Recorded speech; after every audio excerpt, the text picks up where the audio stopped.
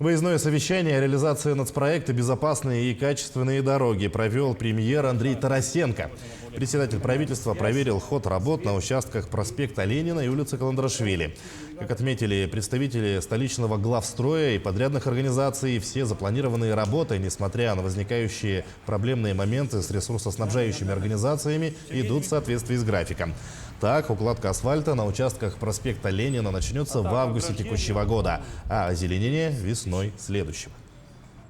Сегодня наконец-таки научились работать. Смотрю, все огорожено, все нормально сделано. Потому что первые шаги, которые были по вскрытию проспекта Ленина, в ужас многих привело, и такой коллапс был. Поэтому сейчас выстраивается работа. Это было впервые сделано в столице. И я думаю, красота столицы с тем, что будет сделано, будет вообще неописуемой. Поэтому я считаю, что сегодня все работы в срок идут, все нюансы, которые есть по изменению цены там, контракта, части подрядчиков, части всяких тех подсоединений, все вроде бы укладывается в наши лимиты, которые мы запланировали.